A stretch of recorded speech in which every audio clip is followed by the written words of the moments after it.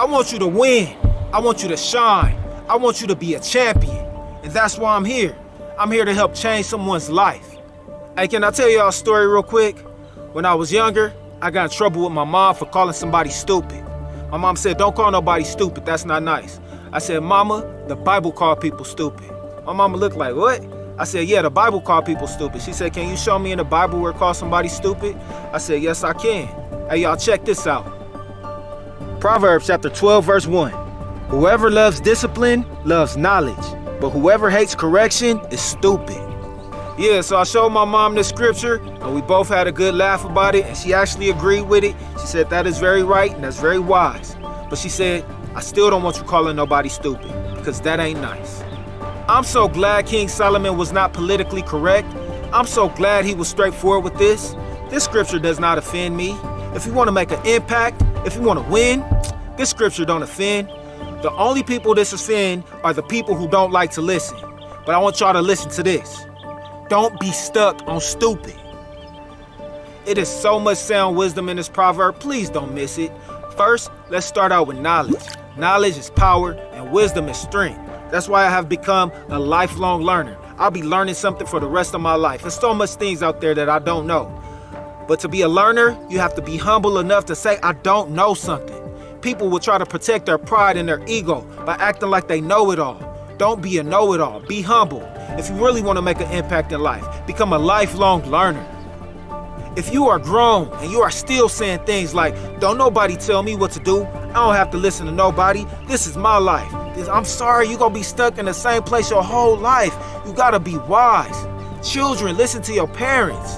Husbands, listen to your wives. God blessed you with a helpmeet. Wives, listen to your husband. God bless you with somebody who's supposed to be the leader of your house. And all of y'all listen to God together. If there are areas in your life that you know you need to change, remember what Michael Jackson said, and just make that change. Now let's talk about correction, y'all. Correction is not always fun, but if somebody corrects you and you know they right, it will be to your own benefit to listen to them. Don't be stuck in the same place your whole life because you refuse to listen. A wise person knows wisdom when they hear it, and you also know foolishness when you hear it. I want y'all to be wise. Now let's talk about discipline. Discipline is not punishment. Discipline should be your best friend. Please let me share another scripture with y'all real quick. Hebrews chapter 12 verse 11 says, no discipline seemed pleasant at the time, but painful. Later on, however, it produces a harvest of righteousness and peace for those who have been trained by it. My oldest son is almost 2 years old, and you know what that means, right? Terrible tools, and he loves to climb on things. I always have to tell him, Jonathan, no. Jonathan, stop. Jonathan, get down. And every time I say stop or no, it hurts him to his core, and he cries. What he doesn't understand, because he's a baby, is that I'm telling him stop, and I'm telling him no because I love him.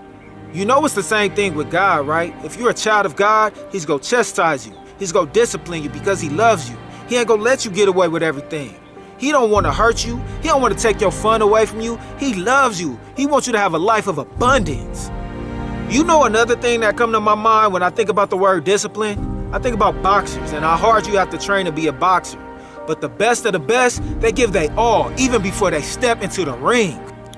All right, this is what the best boxers do for themselves. They pick the right trainer for themselves. Somebody who could teach them what to do and help them with a game plan. That's knowledge. They got to be able to listen and make corrections to implement the things that they're taught. They got to be disciplined when it comes to training. Some of them run 6 to 10 miles daily. You got to watch film. You got to do strength and conditioning. You got to eat the proper meals. And they do these things daily for months at a time just to win. Now, when it comes to you, please don't be stuck on stupid. Please love being taught. Please love being corrected. Don't get offended when somebody corrects you. Be disciplined. Stay focused. Be a lifelong learner, because these are the type of things that make you win in life. My name is Jamal. I'm strong and courageous, and I do this to encourage God's people. God bless.